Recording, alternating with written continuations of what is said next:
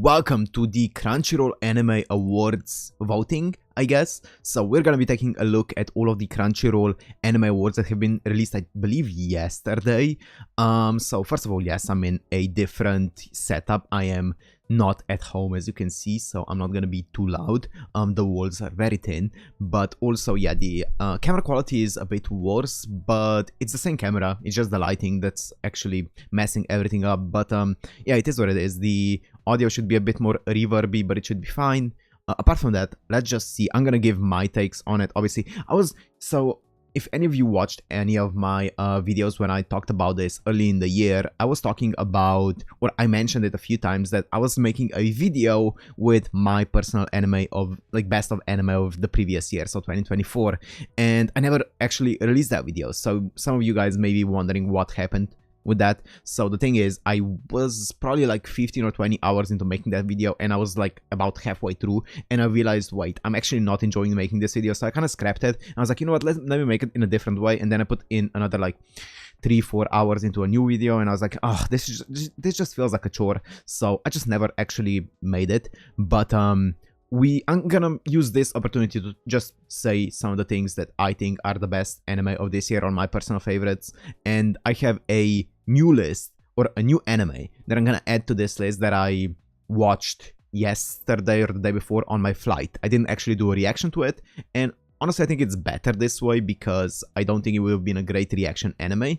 But I'm gonna talk about it when we get to some of these categories. But let's see, I haven't taken a look at it at all yet, so let's see. Let's go into the first one, which is Best Voice Artist Performance Japanese. So okay, we have Aoi Yuki for, obviously, Mao Mao in the Apothecary Diaries. We have Atsumi Tanezaki for Frieren. Okay, for Frieren. Oh yeah, you can look at it this way. Okay, for Frieren. Interesting. Okay, fair enough. We have Kenichi Suzumura for Bravern. Wow. Okay, I need to check out Bravern. I've heard nothing but great things about it, so I kind of want to check it out at some point. We have Shion Wakayama for Momo. Yes, a million times over, yes. I'm gonna talk more about it when we get through all of them. We have Sayaka Seimongi for Marcel. Okay, I feel like, yeah, I mean, she was fantastic. I also think that Laios popped off. I mean, I think every single member did. I think everyone was kind of equal to me, especially, I think Marcel and Laios to me were equal when it comes to the voice acting in this show. But yeah, absolutely deserved. And then the last one would be Hanae Natsuki for Okarun in Dandadan. So, okay, I think this is very fair. I would put a few others on there. So I would definitely put Rina as Nina Iseri on there from Girls Band Cry, 100%, especially, and I'm pretty sure we're not including this, but especially if you include the vocal, or I guess the actual girl, the girls, the songs, the performances, right? Because she sings all the performances as well, but I don't think we're counting that. I think that is some of the most emotional voice acting that I've heard. All of Girls Band Cry had incredible voice acting that should not be overlooked.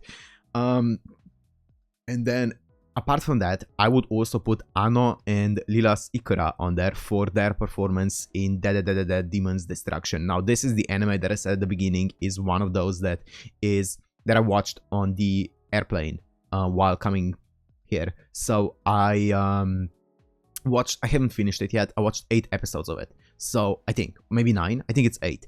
And I never in a million years would have expected those voices to be Lilas and Ano, one of the most renowned Japanese singers right now.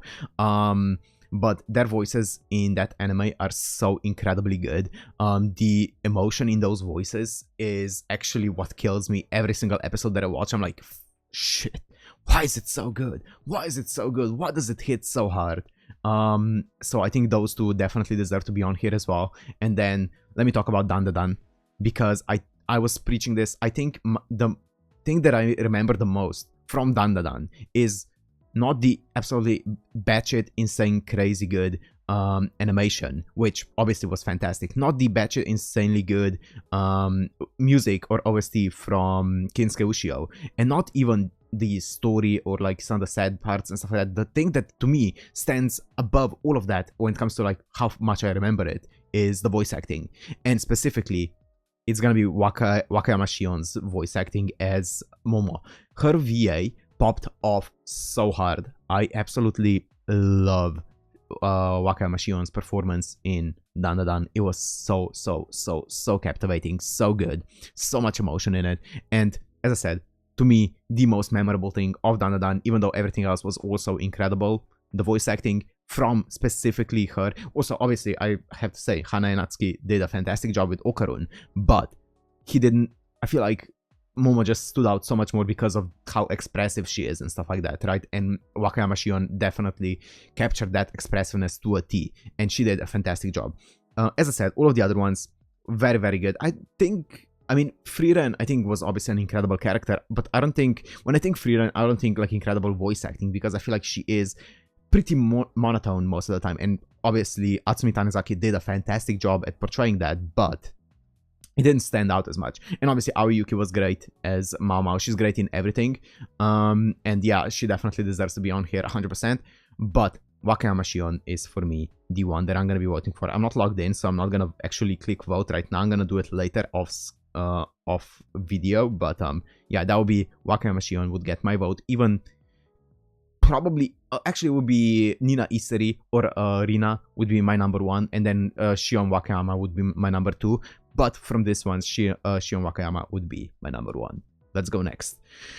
Best voice acting performance English. Well, this was not the first one. Okay, interesting. I did not watch anything in English from here. I'm trying to see. Did I? No, I didn't. So I heard a lot about all of these. Okay, I've actually, you know what?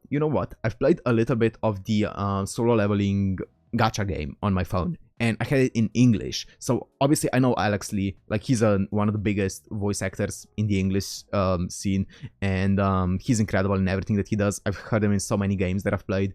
He's just absolutely incredible. Like, great guy, great shit poster, memes every single second that he can. Just a great guy, and I've heard him in everything. Fantastic voice actor. Like, his range is incredible. And he did a fantastic job in the game from what I've heard on Sung Jin-woo. I don't know if that's a fair metric, but so I don't know. Who's this? Oh, this is Armin's VI. I haven't seen it in English at all. I heard that the English dub of Attack on Titan is actually really good. And then AJ Beckles, I've heard that once again the English dub of Dandadan's really good. I don't know what AJ Beckles sounds like. I just seen some stuff from him on Twitter, and that's about it. Mallory Rodak. Oh, yeah, I've seen the clip of episode 10 of Frieren, of her going hard on that line, and she absolutely, she was great in that. But that's the only clip that I've seen of the English dub of Frieren, I believe, is her saying, "Aura, kill yourself." So that was a great one.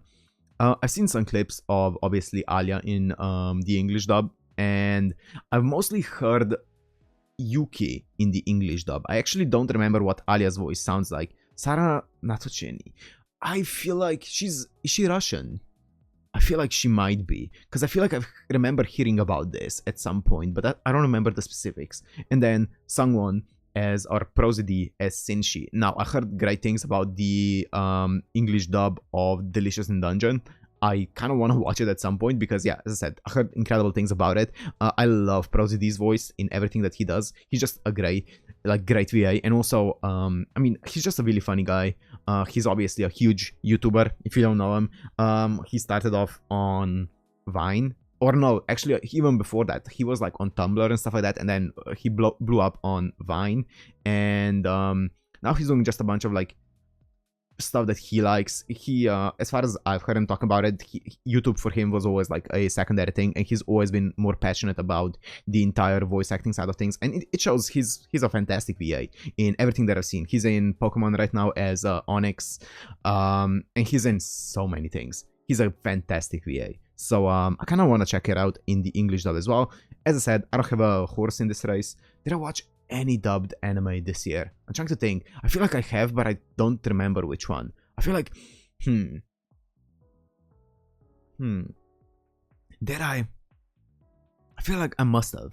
I don't remember which one though. That's about it. So I mean, I guess I watched some of Pokemon Horizons, but I watched some of the season 1 of Pokemon Horizons, which didn't come out this year or previous year. Anyways, let's go next. That's an incredible dub, by the way. Incredible dub. Wait, come on. Next. Oh, that was the first one. My bad. I clicked, the Japanese one was the second one. Okay, we messed up the order. Okay, let's go into the previous one then. Ending sequence. The best ED. Oh, okay.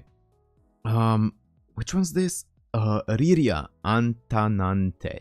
I've not heard this song, so I have not watched Ranma Half, so I haven't heard this song.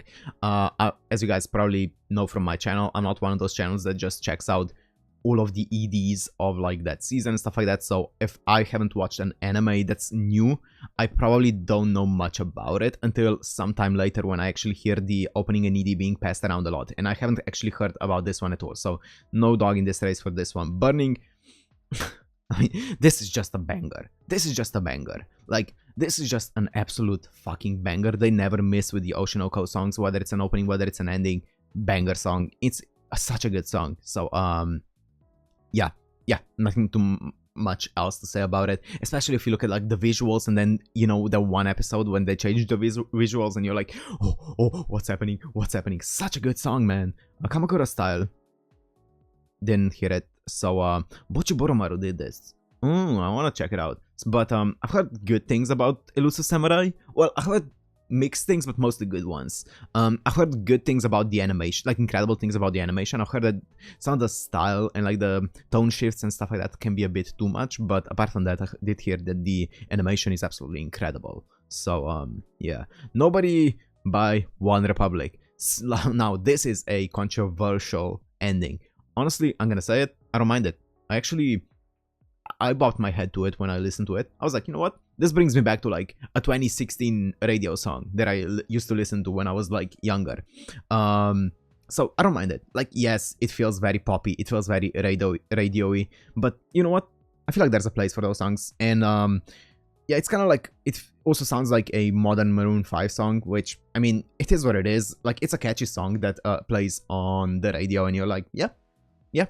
And it gets stuck in your head. Honestly, I didn't mind it. I bopped to it and yeah, it was fine. It was fine.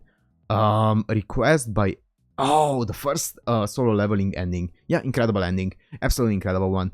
Yeah, not too much else to say. It was really hype. Really good one. And then the last one's gonna be Taidada by Zutomayo from Dandadan. Yeah, that was I mean, every single Zutomayo song sounds really good. It honestly, I mean, it was really good. It reminds me of every single other Zutomayo song. Not to kind of demerit Zutomayo. I feel like I really like Zutomayo songs. Like her ending for Chainsaw Man is my favorite Chainsaw Man ending, and I really like some other Zutomayo songs as well.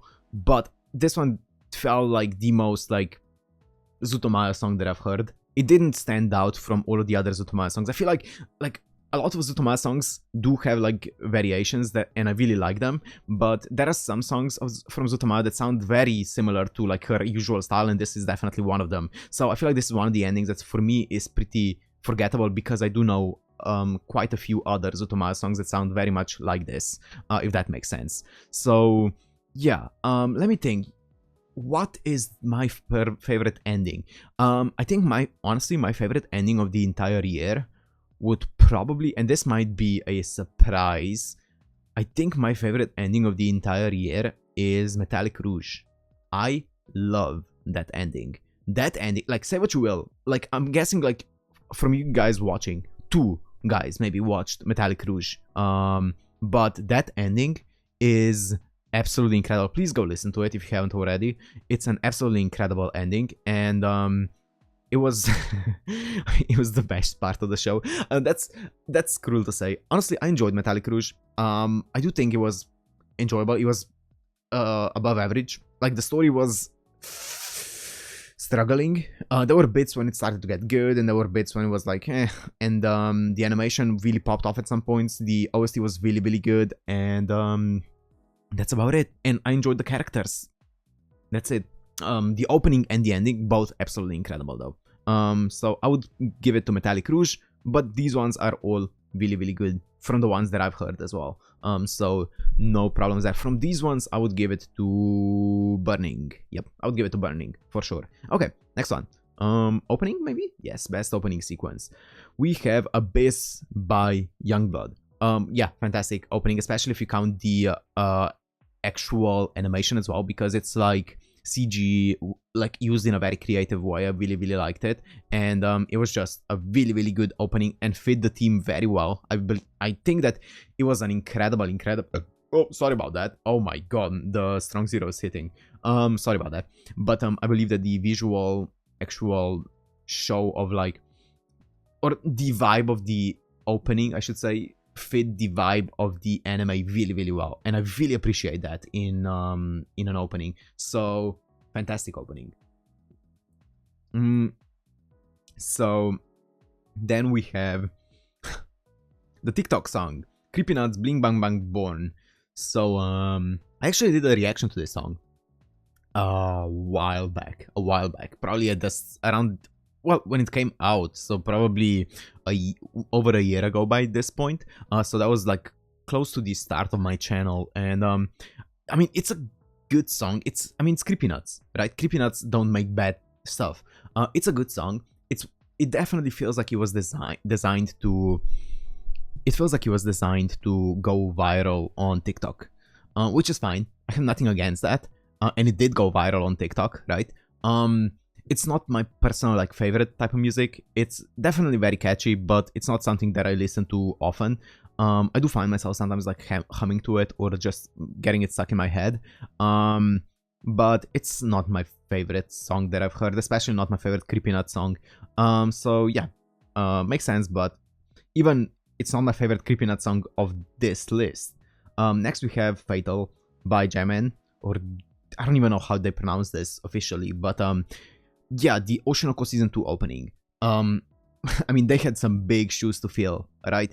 And I can imagine this was a very daunting project, because imagine having to follow up on the most successful anime opening, well, statistic-wise of all time, right? But at least of the past like decade, if you like exclude the classics, or like, yeah, or maybe even of the past 2 decades, if you exclude the very classic ones, because I'm sure people are gonna be like, oh, the Naruto opening 3 or something, right? But yeah, if we like say of the modern anime, definitely the most iconic opening of modern anime. So they had to follow that, and I believe that the decision of going in a completely different route, of not doing like something poppy but doing something more grungy, even though it obviously still is a pop song, it is a bit more on the darker side, the grungier side, a bit more, it has a bit more meat to it, if you will, if that makes sense. I mean, don't get me wrong, Idol, absolutely 10 out of 10 song. I listen to it still to this day. It's on my playlist. I listen to it so often. Incredible song. I'm a Yoasobi simp, so I love that song. But something about Fatale or Fatal is just so good. I also have this song on my playlist, and it also always plays. It's a fantastic song, and given how much pressure there it must have been to fill in the Idol shoes, and them deciding on going in a completely different way, I think it did a fantastic job at doing just that, and also of setting the tone of the season once again. Incredible. Okay, next is Level by TXT. I had it on my playlist up until like very recently as well. I like this song. It's a very K-pop song, which I know some people don't like, and that's fair. You're free to like what you like. I personally used to listen to a lot of K-pop, so this kind of music style I like. But I mean, I feel like it's a very like solid song, solid opening, and that's about where my thoughts on it end. I do think that the full version is better than the actual opening, just because I love some of the instrumental breaks and rap parts in the full version in it. They're so cool. But yeah, I mean, the opening was still, yeah, very solid. I think the the opening of season 2 is better, but this one was really good as well. Not too much else to add to it. Speaking of Creepy Nuts, here we go. Oto no Ke. I think this is an incredible opening. It's not my favorite Creepy Nut song. That would still go to Yofukashi no Uta. I absolutely love that song. Yofukashi no Uta is what exposed me to Creepy Nuts and made me fall in love with them. But Oto no Ke is still a fantastic opening, fantastic song.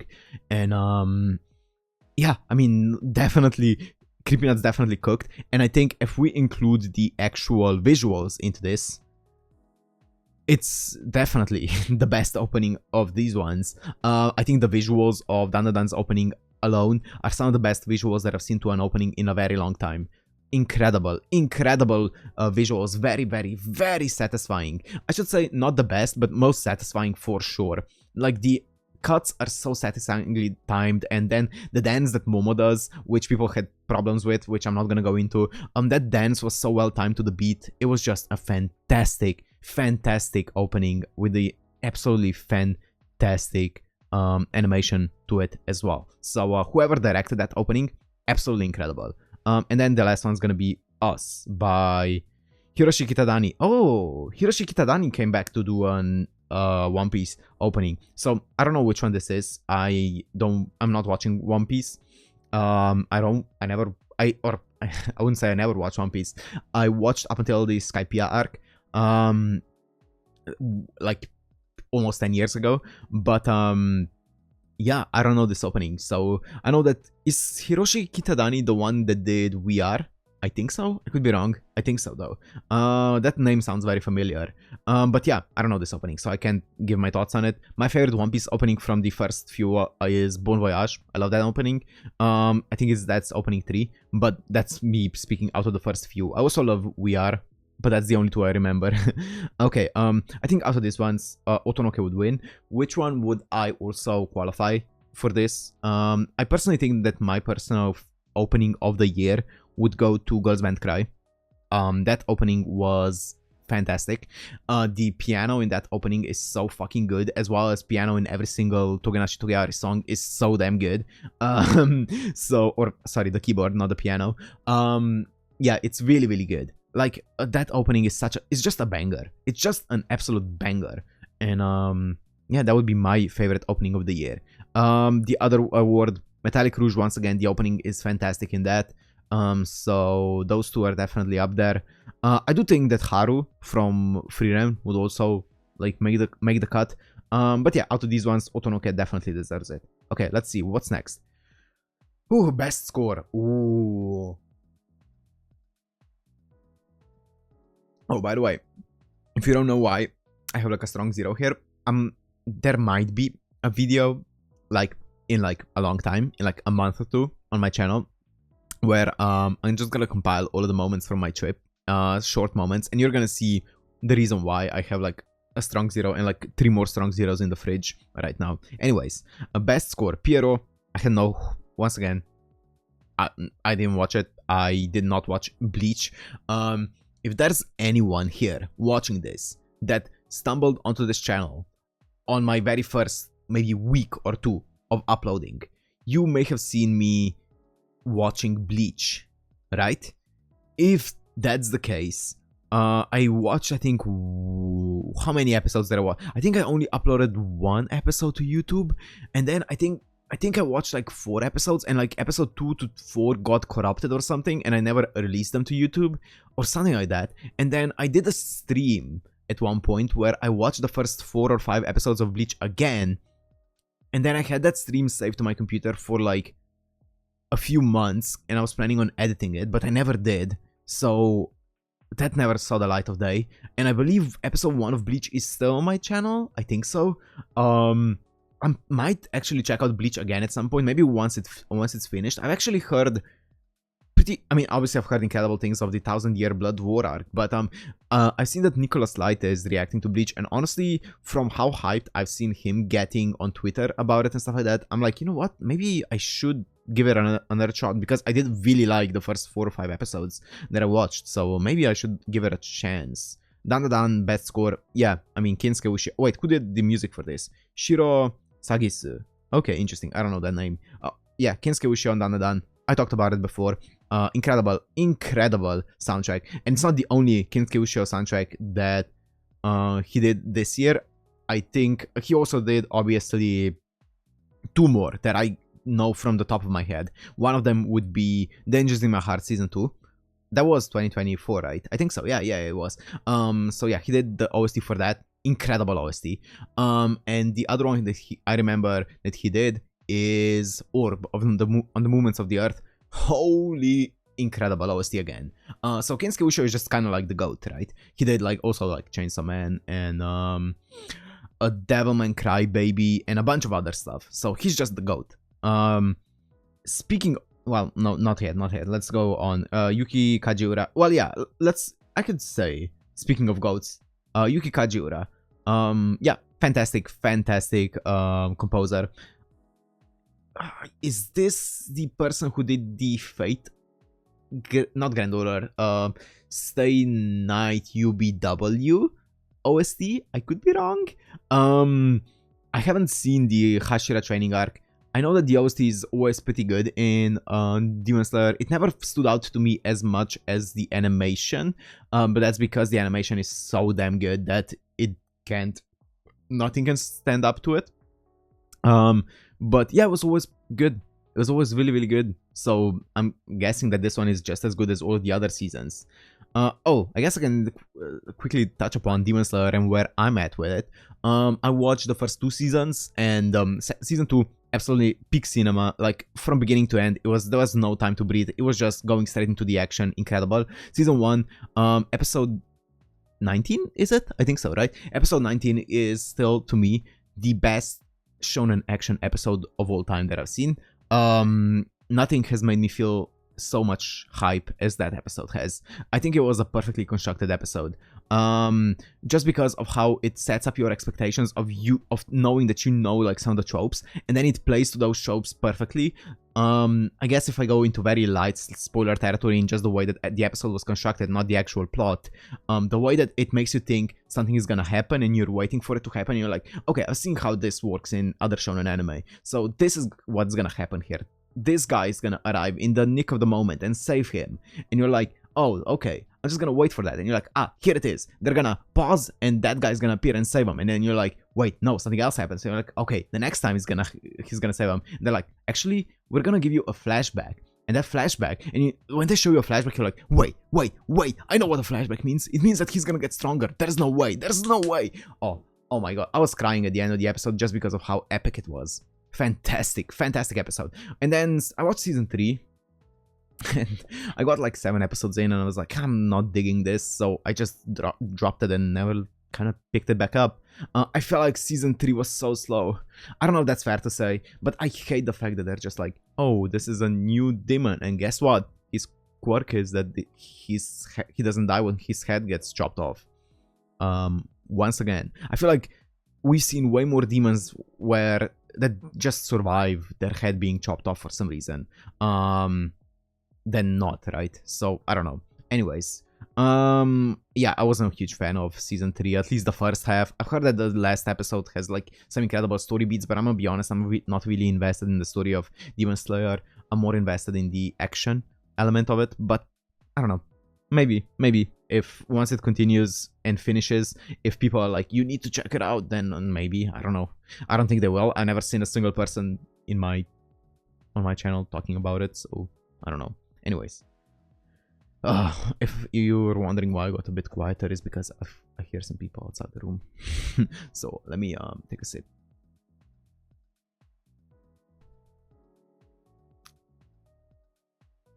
I think they're gone. Okay. Okay, yeah. We're on OST, right? So Frieren with, of course, the one and only Evan Call. Evan Call. I mean, as soon as I saw Evan Call's name on Frieren stuff before it started airing, I was like, okay, this is gonna be great. This is gonna be insane. If you don't know what Evan Call did, the major one that he did was Violet Evergarden. And that is one of the best OSTs of all time, in my opinion. He absolutely, especially like the movie, I don't know how, but that OST, especially, like, I'm not a huge fan of the story in the movie. There was some really, really good parts of the story, and then there were some parts that I really didn't like. But just not talking about the story at all, the OST also and the upgraded animation, so the movie level animation, were so good in Violet Evergarden, the movie, that I think I still gave it like a 9. Even if I wasn't a fan of like the story at some points. So yeah, I think Evan Call, the GOAT. He also worked with like Elements Garden back in the day. He left Elements Garden a few years ago, but he worked on stuff like Symphogear. He worked in season 3 and 4, I believe, or maybe it was like 2 and 3 or 2, 3 and 4, something like that, of Symphogear, and those were incredible. I think it was 2 and 3 actually. I do think that my favorite OST from Symphogear is season 4, but season 2 and 3 were absolutely fantastic. So okay, next we have Look Back, Studio Durian. Oh, there wasn't a single person working on the music. Okay, the OST was really good. Obviously, I feel like I say this every single time. Yeah, it's a very emotional OST. I think the thing is with Look Back is that the animation was insanely good, the voice acting was insanely good, and the OST was really good. So for me, when I think Look Back, I think, wow, this animation, wow, this voice acting, wow, this story, and then I'm like, wow, this OST. So while the OST was incredible, I feel like it was a little bit, for me personally, overshadowed by all of the other things. Or not overshadowed, it's just compared to the other things, it doesn't stand out as much to me personally. But maybe you felt differently. That was based on my one watch of the movie. So maybe, yeah, maybe you guys disagree, that's fine. That's how I feel about it though. And then the last one was gonna be, of course, Hiroyuki Sawano on Solo Leveling.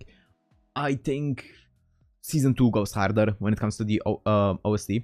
I think season 2 just in general goes harder, right? Season 2 is beginning to end just absolutely fucking insane. Like peak cinema. Holy fuck, it's so good. But in season 1, I do think that this is the best work that I've heard from Hiroyuki Sawano in a long time. I do think that he... How do I say this? It's been a while since I was actually impressed by Hiroyuki Sawano soundtrack, right? Because everything that I hear from him nowadays is just like, oh, yeah, this is the Hiroyuki Sawano soundtrack that I'm used to. And it's just exactly what I expected to be, right? But I felt like episode 6 of, especially of Solo Leveling, and also some parts in like episode 2 and stuff like that, had some incredible OSTs, and especially season 2 is where I was really impressed. I think the last OST from Hiroyuki Sawano that really impressed me would be Ashes on... what's it called again? The final season of Attack on Titan OST. But there's only one of them that actually impressed me. I think, like, as a full season 2 of Attack on Titan. Honestly, I haven't heard too much of Hiroyuki Sawano, to be fair. But from what I've heard, season 2 of Attack on Titan is definitely the best work from him that I've heard. Like, some incredible bangers are in that season. But yeah, anyways, what else deserves to be on there? I'm not including insert songs as an OST because I feel like that's going to be a separate category for that.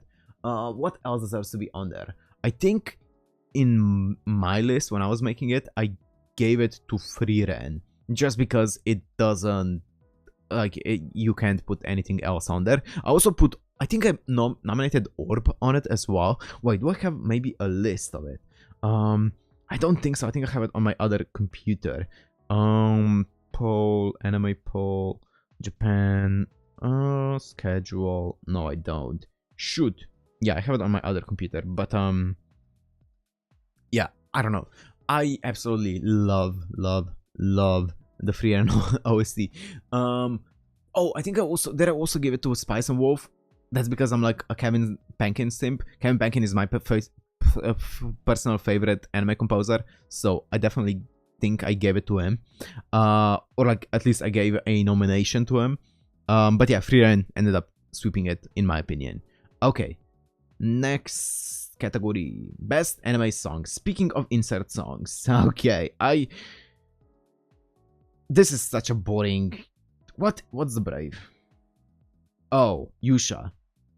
This is such a boring list. I'm just gonna say, I already talked. Yusha was great. I love Yoasobi. I'm a Yoasobi simp. I still listen to Yusha. I think Haru is marginally more unique. And I do think I slightly prefer Haru, but that might also come to the fact that I haven't listened to Haru as much as I have to Yusha. And maybe Yusha is getting a bit overplayed to me, but also these ones, I guess I'm gonna give it to Fatal.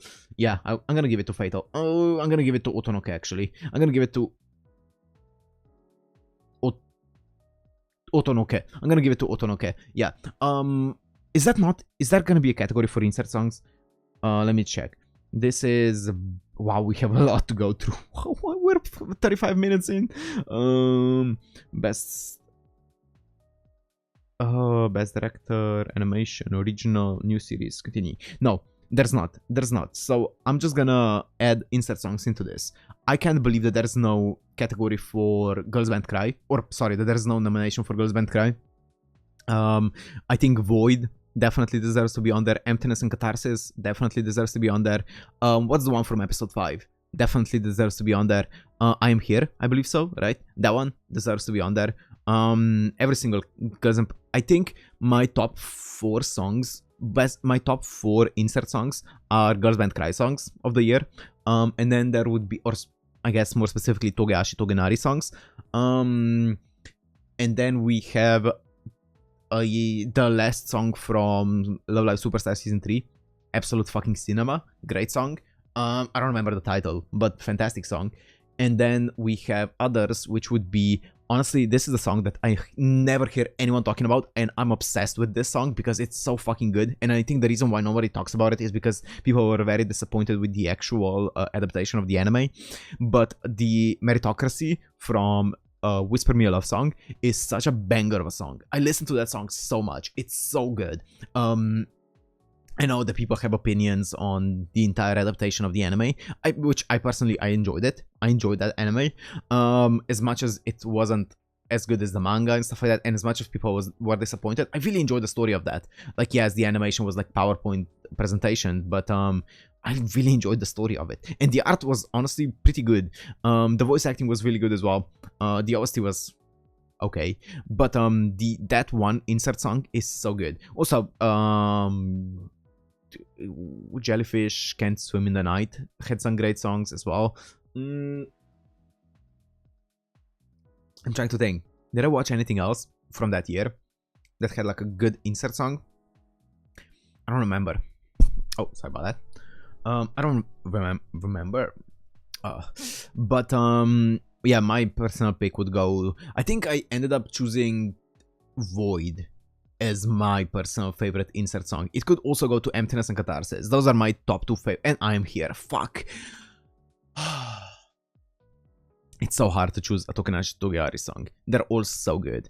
But also these ones, sure, Otonoke, whatever. That's a boring choice. Must protect at all costs.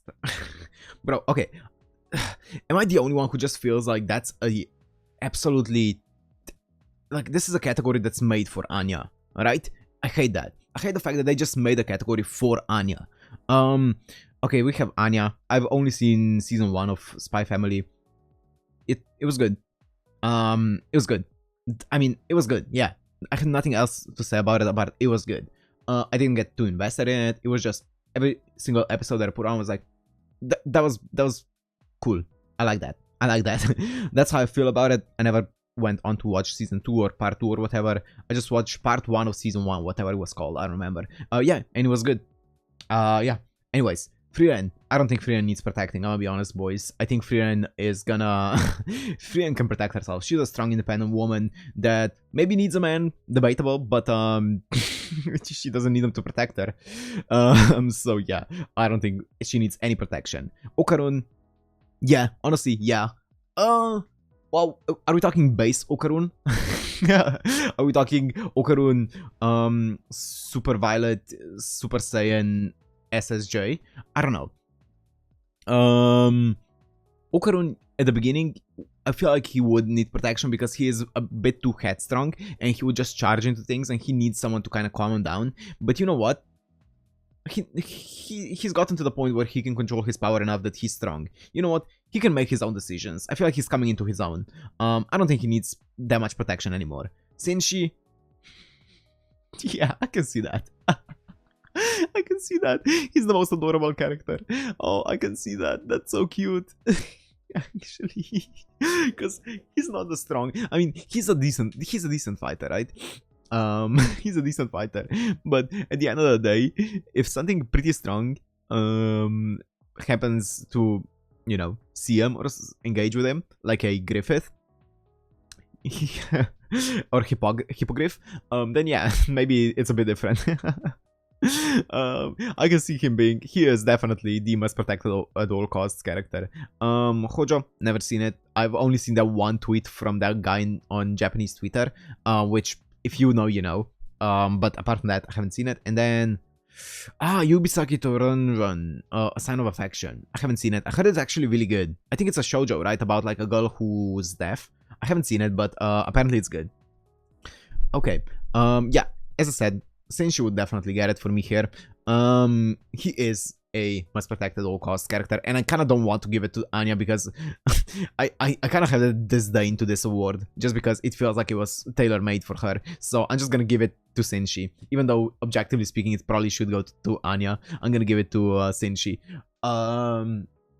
Yeah, I love Dungeon Meshi and I love Senshi. He's great. Also, oh yeah, we saw it earlier. Prosody voices him. I was gonna say another character Prosody voices, but we saw him earlier. Yeah, fantastic character. I love this guy. So I love all of the characters in Delicious in Dungeon. Honestly, the more time that passes since I watched it, the more I think about it. You know, it's one of those anime that just sticks with my brain. So yeah, I would vote for him. I don't know who else I would put on here. I'm trying to think. Is there like a character that really needs protection at all costs, that's like really, really adorable, small, squishy? There probably is that I'm missing, but like I can't think of it at the top of my head. So yeah, sure, Senshi. Best supporting character. Oh god, we still have so many to go. Okay, we have Fern and Himo, both of them up here. Fern, would we say that she's the best supporting character? I mean, she's great. I know that there are people who don't really like her. I personally like her. I think she's great. She's really, really fun. I also like Himmel. I didn't like Himmel I didn't really care for Himmel at first. Because I was like, damn, it feels like he's dead, man. He's dead. Move on. But I actually really, really like him. The more I watched it, I really liked it. Also, I mean, I still don't. The part that I'm least interested in with Frieren is anything to do with like romantic stuff, right? That's the part that I'm least interested in. Like the entire thing happening with Fern and Stark, I don't really care about, and the entire romance plot between Frieren and Himmel, I like the idea of, because I like how the way that it progresses of Fern's character. I just hope it doesn't go in the direction of, or did I say Fern's character? I meant Frieren's character. I just hope it doesn't go in the direction of Frieren being like, oh, I actually realized that I have feelings for him. Because one thing that I really like about, or one of the main draws of Frieren when I was reading the manga back in the day, I remember reading the line of her being like, oh, elves can't feel love. That's like because of like their species and stuff like that. They can't feel love. And I was like, oh, that's actually really interesting. We're actually adding like actual hard restrictions onto a class, like a class restriction. Like elves are just unable to feel love, and I absolutely loved that idea. And yes, that was me making like obviously some assumptions there, because maybe it could have just been meant that she doesn't feel love because elves just aren't really, you know, they aren't motivated to feel love and stuff like that. Sure, it could be that, but in my headcanon, it was like her being like, oh, we have this hard imposed rule, or not a rule, but like just a restriction as a species that we just can't feel love. And I was like, that's really, really cool. That's just such a cool idea that I don't see done in anime much, where they like actually add race buffs and debuffs like you do in a video game. And I really like that, and I feel like that kind of thing would, for me personally, get taken away if they're like, oh, Frieren slowly realizes that she falls in love with, or that she actually felt romantic feelings for Himmel. I hope it doesn't go in that direction. I really, really don't want her to actually ever feel love, as horrible as that sounds saying it out loud, because I actually like the idea of races having like different regulations and like stuff that they can feel and stuff that they can't feel. But I guess we'll see. Where it's gonna go. So yeah.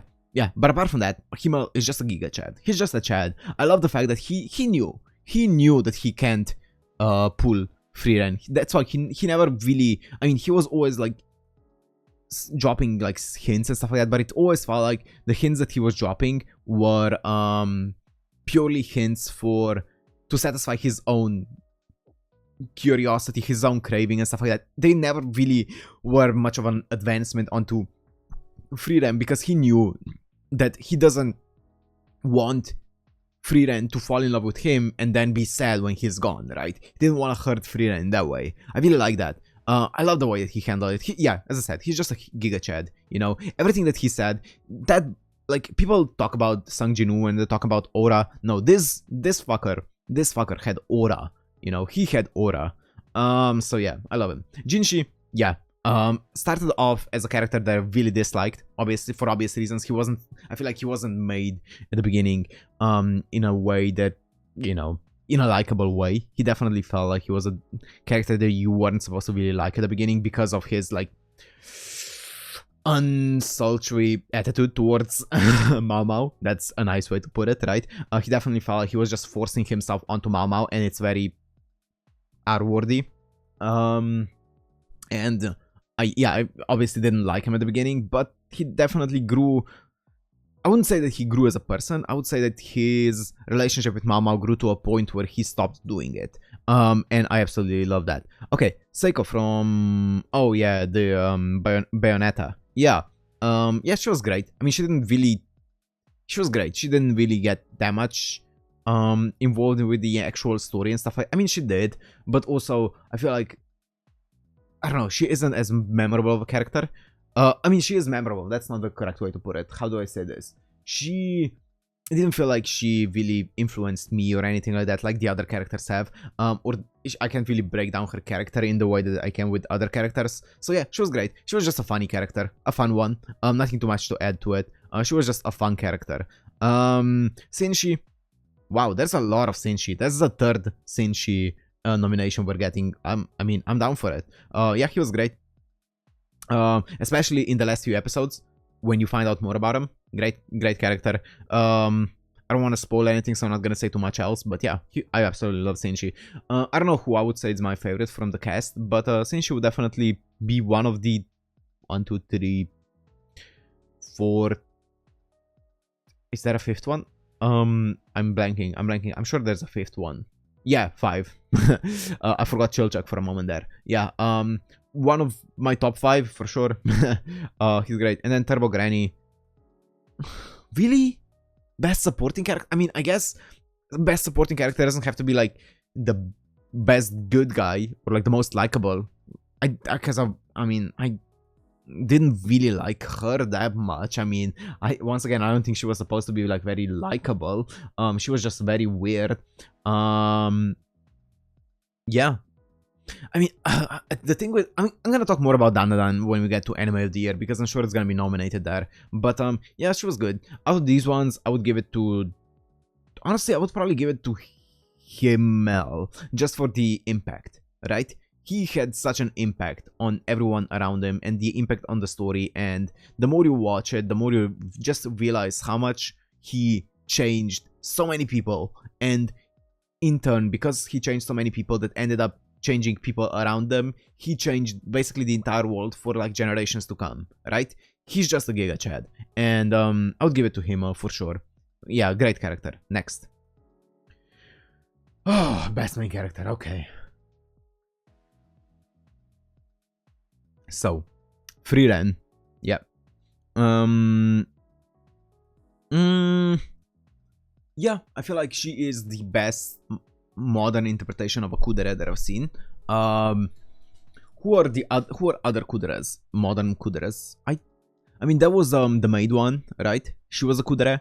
I don't remember her name, but like the superhuman maid thingy anime that was airing recently. And then I'm trying to think. I feel like kuderes just aren't as popular nowadays. I guess in 100 Girlfriends there is, I guess AI is the token kudere, right? No. Yeah, kinda, I guess. Not really. Not really. She's very different from like what you would say a kudere is. yeah, I don't know, but she's great. I feel Freeline is obviously a great character. She also learns a lot. Obviously, she's great as a vehicle for the story because you see her getting influenced from basically zero to getting influenced by every small thing that happened in the past that's happening now and stuff like that. And because she has started off as like almost a blank canvas, it's so apparent whenever any change happens, and it's really really cool to see. So she's a great main character. Kafka from Production IG, or from Kaiju number 8. I mean, he's fun. I think he is the main draw of the show. I mean, in general, Kaiju number 8 was really, really fun. And while a lot of people have forgotten about it, I still think back to some of the fight scenes and some of the parts of Kaiju number 8. It was just really, really fun. And Kafka was probably the best part of it because it's really refreshing to see a main character that's like 32 or whatever, right? In a shonen. Usually the main characters in shonens are like 14, 15, but here he's 32, and I really enjoyed that. And the dynamic with the entire crew and stuff like that was really, really fun. So he was a great main character. Not too much when it comes to like nothing too groundbreaking when it comes to the story and stuff like that, but just fun. Momo, and Okarun as well. So I guess I can talk about both of them. I mean, to me, it definitely felt like Okarun was the bigger focus of the entire anime when it comes to like the main character, but Momo was also great.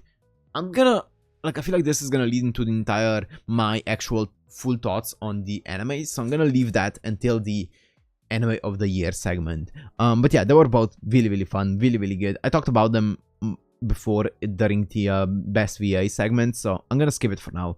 Mao Mao, I mean, yeah. What else can you say apart from fantastic main character? I'm gonna say out of all of these, definitely Mao Mao gets my vote. And there's not many that could rival it. Once again, I'm gonna show my Girls Band Cry allegiance and say that Nina Iseri could rival it. Maybe as a fantastic main character. Maybe, yeah. In my heart it can, okay. But Mama was also really, really good. Aoyuki was just popping off with her, and yeah, Mama was just a fantastic main character, still is in season 2. So yeah. And then Sang Jin-woo. I really like Sang Jin-woo. I think he progressed a lot, and I think the anime did some really cool changes with his character. And he's fun. He's a fun main character. I do think that he's above Kafka for me, for like an interesting main character. I don't think he's like the pinnacle of best shonen main characters. Maybe if like, you know, if Solo Leveling has as many chapters as something like Naruto had, maybe he would get the development that Naruto had and stuff like that. But yeah, he doesn't. But yeah, he's just a really, really fun main character once again. So Mao Mao gets this vote for me. Okay, now we go on to the categories. Best Slice of Life. Okay, whew.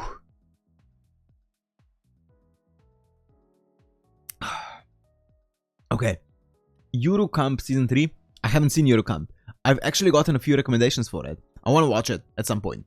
Yeah, I want to watch it. But I haven't seen it, so I heard nothing but good things about it. Who's the animation studio? 8-Bit. The same animation studio that did Blue Lock and Slime. Okay. Then we have Make Ine. Yeah, that sounds about right. It is a slice of life. Yeah. Okay. Do we think Make Ine is gonna be nominated in any of the other categories? I'm just gonna talk about Make Ine right now because I don't know if I will get the chance to do it later on. Okay. Wait, my butt is hurting. I'm on a tatami floor, so I'm like sitting directly on the floor. And my ass is actually hurting. But Make Ine was really, really good. I really enjoyed it. Definitely my favorite character is Komari. She's a great character. I do have a few things that I wouldn't say like cons or like that I didn't like and stuff like that. I would just say a few things that kind of would keep this from like achieving some like the GOAT statuses when it comes to romance, I guess. And that is, first of all, I don't know where the story is going at. Like, it doesn't feel like the story is going really anywhere. So now them putting it in a slice of life makes more sense. I would definitely put it in more of a slice of life than a romance category, because I don't know where the story is going. It feels like it's just, you know, hearing stories of a bunch of girls who got their hearts broken, and that's about it, right? And that's fine. That's really, really fun. Yeah, it was fun to see, and it was great to see the character developments, but it definitely felt like it was kind of like, not episodic, but arc by arc, you know, situational, I guess. It was like, this character's arc, and now it's over, and now we're going on to the next character's arc, and it didn't feel like there's a story necessarily forming there, at least not yet. And that was like my main, I wouldn't say problem. I wouldn't say problem. That's not fair to say. That feels more negative than it is. But that was the most, the thing that I was kind of like, you know, wondering about the most, I guess, is what's gonna be the story, right? What's the story of this? Is it just a bunch, getting to know a bunch of characters? That's fine. I mean, the main character definitely feels like the weakest part of the story, because he's just there to listen, and that's about it.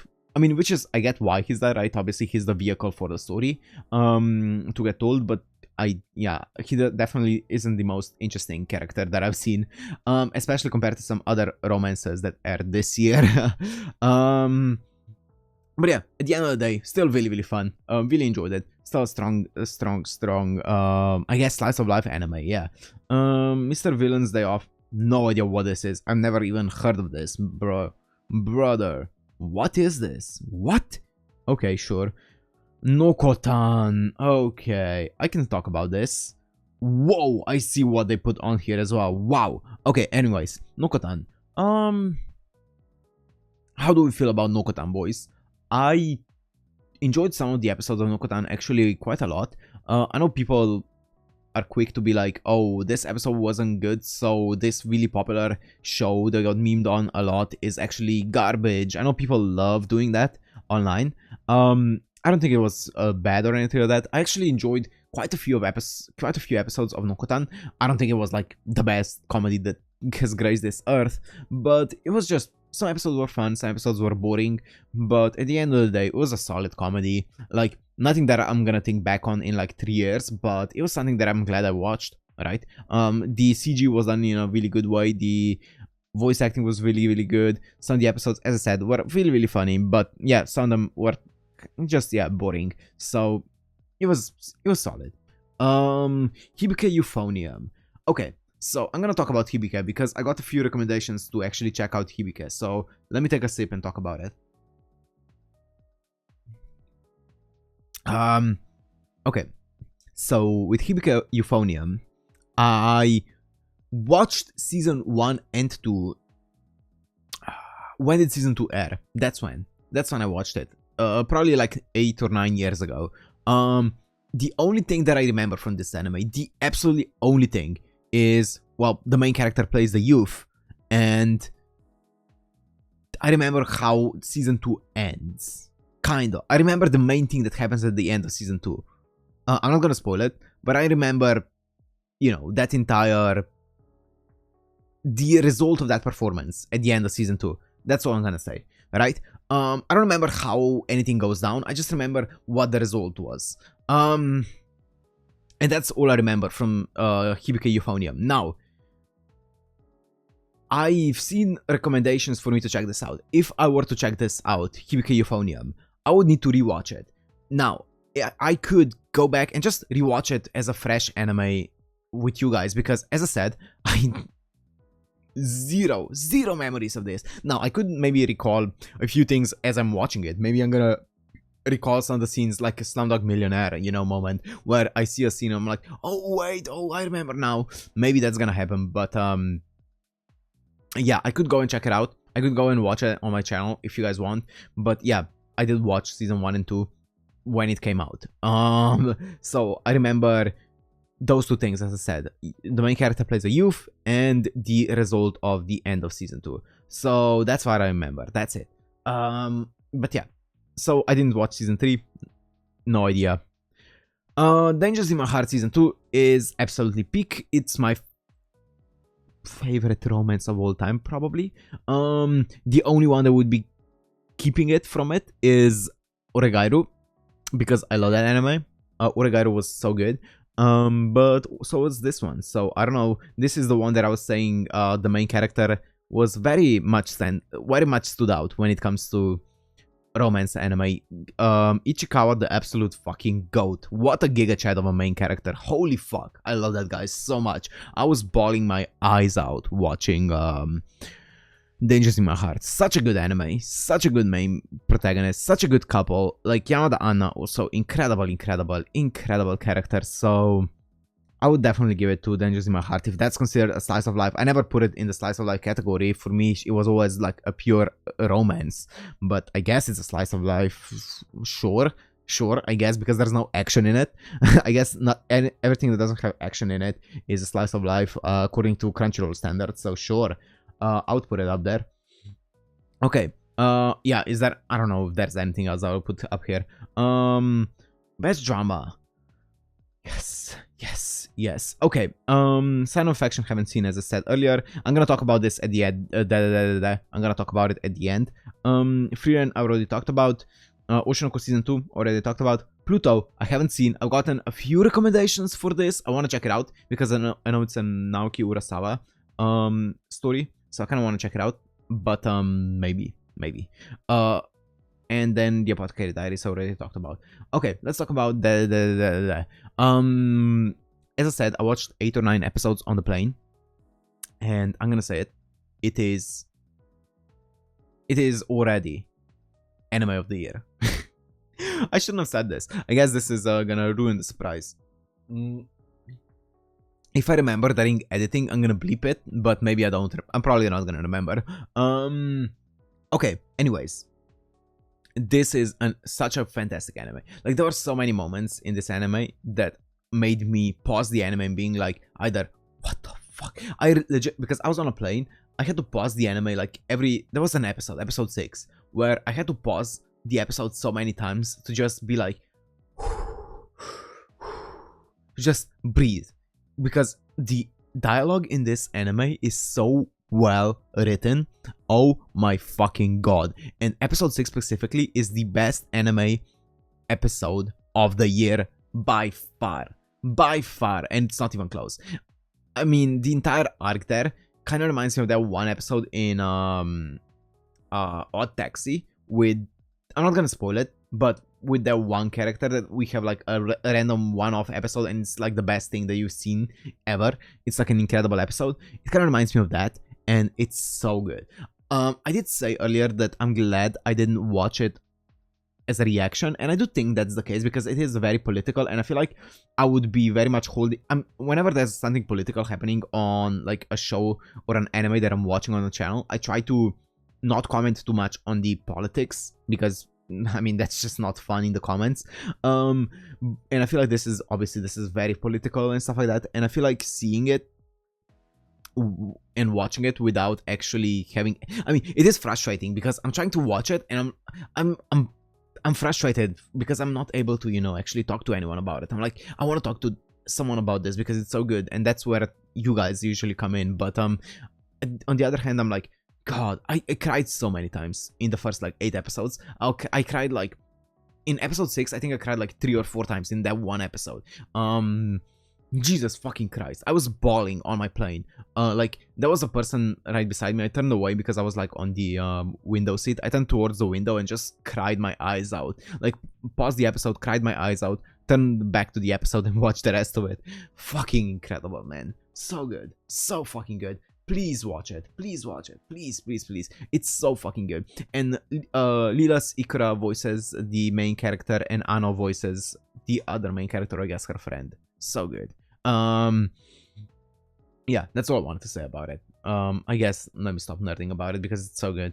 Anyways, best Isekai. How many categories do we have left? Oh my god, we're not even halfway through yet. This is gonna be the halfway through point. Okay, I'm gonna do this one, then I'm gonna cut and finish it tomorrow because it's getting a bit late. I'm gonna finish this Strong Zeros, and I'm gonna finish this tomorrow. Okay, best Isekai anime, Konosuba, which I've seen season 3, really strong season, just as good as the other two. Yeah, it's more Konosuba. Also, we got a bit more story towards the end, right? Which I really enjoyed with this Konosuba, but I feel like it is a lead up to the next season. So I feel like it's gonna depend a lot on the next season. just a really fun season of Konosuba, so nothing much more to add there. I think the movie is still my favorite part of it, but season 3 was really strong. Mushoku Tensei, I saw some recommendations for me to watch it. I haven't seen it yet, maybe at some point. ReZero, yeah, incredible.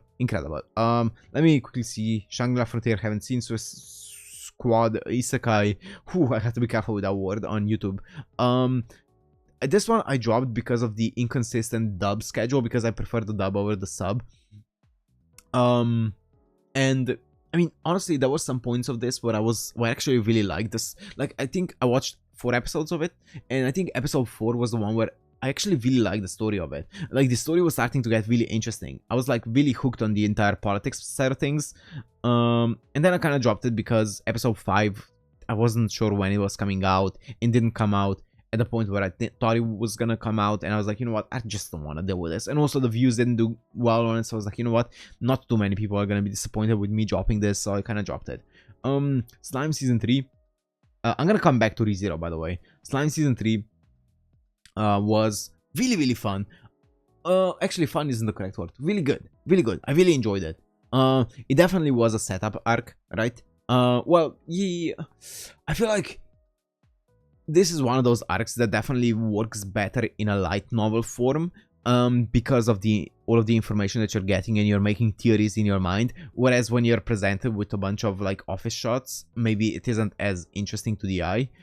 Because when you're reading something, whether it's a fight scene or whether it's a you know, whether it's some kind of office scene, political scene, the visual stimulation is the same, right? It's very much the same. But when you're watching it, it's obviously different. So that's when that difference comes from, right? And with Slime season 3, it definitely was very political, very much just 2 volumes of just laws, or I guess 3 volumes. They adapted 3 volumes into that one season of just politics. And I'm gonna say this, I really enjoyed season 3 a lot. Every single episode I really enjoyed. I'm also gonna say this, it is the only Slime season that I have no intention of rewatching. I rewatched season 1 and 2 so many times.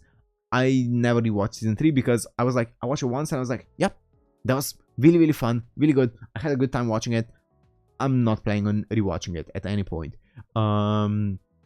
Because it definitely felt like it's something that needed to happen, and while it was happening, it was cool to see it unveil, and like seeing all of the decisions that led up to this point, and seeing all the things that were set up for future arcs. But that's about it. So I enjoyed it a lot, but it's just in this weird state, yeah, you know.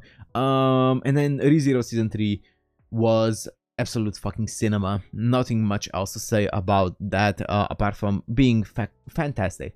I enjoyed season 3 immensely. So every aspect of it, as a whole. Now, I do think that I've seen some people talking about like only part 1 or only part 2 and ranking that like those parts in the list, but I'm like, you know what? I feel like only part 1 or only part 2 are kind of like not the greatest metric. I feel like you know, both of the parts together work so well that yeah, I really enjoyed them together a lot. So it was really good. So yeah, just a fantastic. My vote would definitely go to this. I don't think I watched any other isekai, at least on the top of my head, this year. So it was just really good. Really solid isekai. I'm sure we're gonna see it maybe even in the anime of the year. Probably, yeah. But I guess we'll see. Anyways, I'm gonna stop recording for now, and I'm gonna continue tomorrow.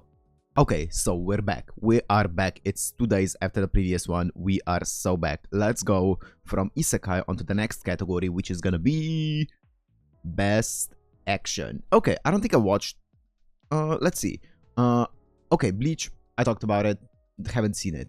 Dan already talked about it. I'm gonna talk more in depth about it when we get to anime of the year, because I'm sure it's gonna be nominated there. So I'm gonna skip it for now. Demon Slayer, I talked about it before. I feel like now we're gonna go through it quicker, you know. The first half was a lot more hectic because we talked about all of the anime. Let's talk about Kaiju number 8. I think this is the first nomination it's gotten, right? Apart from the opening and ending. Honestly, I really enjoyed Kaiju number 8. I watched it on the channel. I really enjoyed it. I thought it was really fun. I do think it's one of the anime that gets overshadowed a bit just because it doesn't stand out as much as a lot of the other ones. And when I went into it, I was kind of worried that it was going to be a bit too serious for me, but honestly, I really appreciated all of the goofy moments in it. I like the fact that we have like a older protagonist, obviously. The main girl is really, really cool. Now, the only thing that I'm kind of not sure about is what's the age gap between Kafka and the girl, Shinomiya.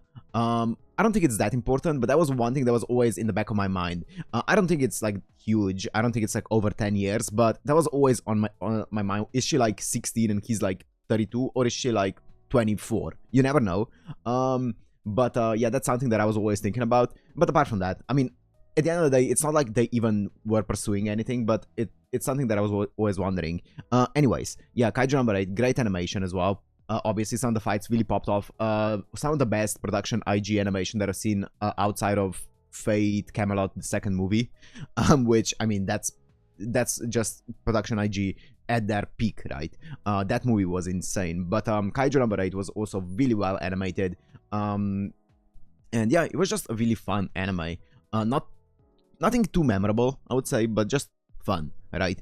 So yeah, I'm gonna watch season 2 once it comes out, most likely. I did hear that the manga supposedly after season 1 kind of gets a bit stale, but apparently recently, or at least in like the recent few chapters, it's been getting a lot better again. So I'm excited for it. Solo Leveling, did I talk about it already? It's been 2 days, as I said. I don't know if I talked about it already. I think I did, right? I said season 2 right out the gate was absolutely incredible. Like, I loved it so much. So yeah, and then Windbreaker I haven't seen, so I don't have an opinion on. I'm not a huge fan of like delinquent anime, so that's why I never watched Windbreaker. So for me, obviously Dandadan, Solo Leveling, and Kaiju number 8 are the nominees, and it's actually, I'm gonna say it's between Dandadan and Solo Leveling. Kaiju number 8, as I said, was fun, but it didn't go as above and beyond as these two did. Now, I have a feeling that Dandadan's gonna be the winner of this. I think it's not gonna be even close, in fact. Which one? As an anime? As an action, actually. I mean, the action animation in Dandadan was absolutely incredible, but so was Solo Leveling.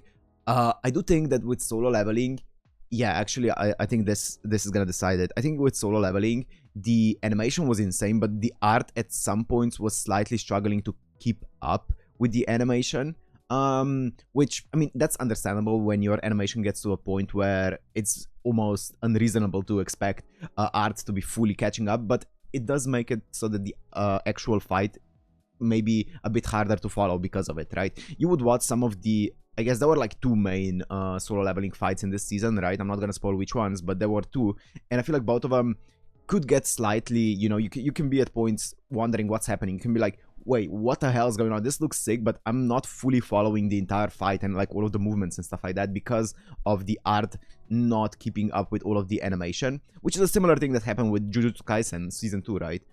Especially in that one big fight, which we then saw the Blu-ray version of, and even in that one, it was a lot better, but it still seemed like there were points where you were like, I can't really follow this fight because of how many things are happening at the same time, and yeah, it's not very coherent, I guess. And I think Solo Leveling, even though it wasn't to the same degree as Jujutsu Kaisen, it was still at points just slightly, the art was just slightly lagging behind. There was a bit of a bottleneck, but it was still fantastic action. I think Dandadan's gonna have to take it just because of the things that I just said here.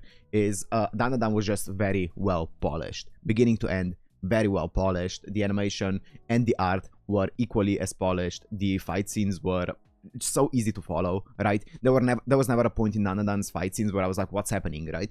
Or that I was struggling to follow it. So yeah, I think it's just really, really good. Okay, best comedy. Okay, we have Delicious in Dungeon, Konosuba Season 3, Mashal, Nokotan, Ranma Half, and Spy Family Season 2. So out of these ones, I watched 3 of them. I watched Delicious in Dungeon. I would not classify that as a comedy. I'm gonna talk... Well, let me talk about it right now. So, Delicious in Dungeon has comedic moments in it. I think it's not fair to classify it as a comedy, though. I mean, I guess... No, it's not really a comedy. The first few episodes kind of were, but I feel like it's more of just an adventure. Adventure I don't know how to classify it, but it's really really good. Has really funny moments as I said, but like so do so many other moments. I feel like it's as much of a comedy as Dan is, right? So if Dan is not on here, I don't think Delicious in Dungeon would classify as a comedy, so I'm not gonna vote for it. But yeah, it had some great moments. It was a fantastic anime all around. I think the world building in it was incredible. So yeah, Konosuba season 3 definitely very much fits the comedy tag, and it was really really good. They had some insane moments, some insane episodes in it, and also honestly the story in season 3 of Konosuba was actually really really good. It started to get really really interesting towards the end of the season as well, right? Some really cool developments happening, which I'm really curious about now to see in the next season once that inevitably arrives, right? So yeah, it was a fantastic season. Yeah, really really good. Masho, haven't seen it. Never watched. I watched the first few episodes of season 1 back in the day when it first aired, and it didn't really hook me. I wasn't a huge fan of the humor in it, but obviously humor is very subjective, so I think that's just one thing that it just didn't really hook me. Nokotan, did I already talk about it? I don't think I have I? I don't know, remember, but Nokotan was one of those. I feel like I talked about it, but I don't know if it was in this video or not. Anyways, I'm gonna talk about it again. It was one of those anime that obviously blew up massively because of the song and the memes surrounding it, and it was fun. It had some I swear I talked about it. It had some really fun episodes. It had some boring episodes. All in all, like, I was glad I watched it. I feel like there are so many people who are shitting on it nowadays because of how popular it got at the beginning, and then it kind of didn't live up to their expectations, and now people are like saying that it was like the worst thing that ever happened, the worst thing that ever aired, and I don't think that's fair. I think it was very fun. I had a fun time watching it. The voice acting was great. You could tell that some of the people were really passionate working on it because some of the random like insert songs were in there were really good. Some of the references were really cute. So I enjoyed it. It was a fun anime. Ranma haven't seen neither the original nor the remake. Spy Family, I've only watched season 1 part 1, so I can't make a point on this. So I think this is an easy dub for Konosuba for me. I don't think there's much of a competition out of the things that I watched when it comes to being a good comedy. Because you can make a very strong argument that Delicious in Dungeon would be better in like a lot of other aspects, but as a comedy, I think Konosuba definitely takes the cake here. Okay, best romance. Okay. Oh my god, this is my category now. Yubisaki to Run or A Sign of Affection, haven't seen. So I'm skipping that. Blue Box, I've seen that. Really really good. I really enjoyed Blue Box, especially like all of the recent episodes were really really good. I really really really like the direction of the story. I like how realistic it is while also adding in some of the choppy moments of they add choppy moments to make it more fun, but they add it into the story in a way that feels realistic, right? If that makes any sense. Because if this was just a normal story that you see in everyday life, it would just be boring because it would be just two people falling in love and that's it. But they add I'm not gonna spoil what exactly they add, but they add an element that's kind of fun and entertaining, and it's a bit, I think it takes a little bit of realism away, at least from my experience as it does, but it still adds it in a way that is believable, and I really like that. And all of the characters are so cool, like especially Taiki, the main character. He's just one of the coolest romance or I guess rom-com protagonist or romance protagonist that I've seen in a long time. He's just the goat. So yeah, a great anime. So I'm excited for season 2. Anyways, Make-ine. Did I talk about it before? Because I feel like I have a lot to say about Make-ine. So Make-ine was 13 episodes, right? It was really really fun. Komari, my favorite character for sure. And I really liked all of I swear I talked about the problem was, guys, I was drinking what's it called, Strong Zeros when I was recording the previous one, and I feel like I blacked out half of the things that I actually said that night, even though I don't think I was that drunk, but something just blacked out in my mind, all of the things that I said. I'm gonna talk about it again then. Yeah, so Lemon was also one of my favorite characters. I love Lemon. Obviously Anna is great as well, and all of the girls are really cool, but Komari is my favorite. I don't really know where the story is going, Oh yeah, I talked about it when it was like best slice of life or something, right? Yeah, that's right. Now I'm remembering because I was about to say it feels kind of slice of lifey.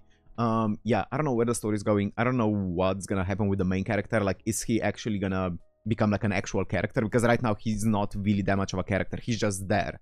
So I wonder if he's gonna actually become a character. I guess we'll see in the future. But yeah, I mean, I feel like it's fun. It depends on where it's gonna go from here, though. Ranma have talked about it. Scott Pilgrim I haven't seen, neither the original nor the Science Star one. Dangers in My Heart season 2. Now, let's talk about Peak, guys. Let's talk about Peak. This is, I'm gonna say this is already like by far and beyond the best thing that I've watched when it comes to like the romance genre this year. It's incredible. It's probably my favorite romance paired up there with Oregairu. The thing with Oregairu, or Snafu, I guess, is I need to rewatch it because I don't remember anything from it because it's been a while since I watched it. I just remember absolutely loving it. So I need to rewatch that one to like fully compare it. But Dangers in My Heart season 2 is on my channel. I watched all of Dangers in My Heart on my channel, and it is one of the best experiences that I had in a long time when it comes to watching a romance. And even though I feel like I watched a decent amount of romances on the channel, this is the one that sticks out to me the most. I'm not gonna say like it's the best one or anything like that, but I'm gonna say that it's the one that sticks out to me the most because the experience of watching it was so much fun. Like, you know, when you're like younger, you first got into anime and you watch like those romance anime that just hook you so much and you get like so giddy every time something happens. You get so happy for the characters, you jump out of your chair and you're like, yes, yes. For me, the last time that happened was with Oregairu. That's why I love it so much. And that was like many years ago. So I feel like ever since then, I didn't really get that feeling watching other romance anime until Dangers in My Heart, right? Until Dangers in My Heart.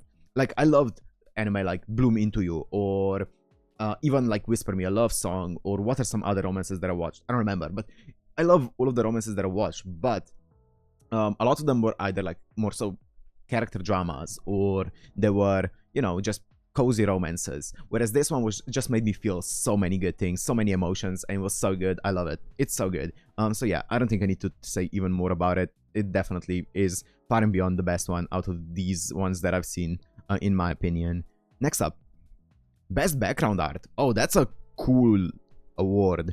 Dan, which, I mean, background art, yeah, I mean, obviously it was fantastic, but I feel like because everything else was also fantastic, it just didn't stand out as much to me. But now thinking about all of the sets that they had in Dan, like all the set design and stuff like that, yeah, I definitely see the argument for it. Delicious in Dungeon, for sure. Like, the entire world was brought to life because of the background art. And I think, honestly, just scrolling through all of them, oh, actually, it could be Free Ren. For me, honestly, I didn't see Pluto. I want to watch Pluto. I heard that it's really good. I saw a recommendation or two for it on my channel as well. I want to watch it. I talked about Demon Slayer before. Apothecary Diaries, really, really good. OLM did a fantastic job. I don't think it stands out as much as some of the other ones when it comes to purely animation and background art. But Delicious in Dungeon and Free Ren are the two that, to me, stand out. As I said, I think Dan is so good in every single category that background art isn't one of the ones that stand out to me personally, even though now thinking back on it, like, it was incredible. I honestly, I'm trying to find a reason to not give it to Free Ren because I feel like it's a cop-out. I mean, and also we're specifically talking more so Core 2 than Core 1, right? When it comes to Free... Oh, actually, no. I think Crunchyroll is taking both cores. I think it's taking fall 2023 into account. I think so, at least. So if that's the case, I feel like Free Ren should be like the winner. Even though Delicious in Dungeon was so good, though, I'm gonna give it to Free Ren. I feel like it's a safe pick, but it is what it is. Yeah, I think that's fair. Is there an anime that I would also give it to? I'm trying to think, like, what some other anime that could be up there. I don't know. I think that's about... Free Ren probably is the best one in the year. So, not too much to say here. Best Director. Okay. Fugayama Shiro for Dan. We have Haruo Sotozaki for Demon Slayer. We have Keiichiro Saito for Free Ren. Megumi Ishitani for One Piece Fan Letter. Wow. Norihiro Naganuma for Xuria, or The Apothecary Diaries. And Yoshihiro Miyajima for Delicious in Dungeon. Now, let me talk about, I guess, One Piece fan letter. I haven't seen One Piece. I haven't seen One Piece fan letter, so I have no horse in this race.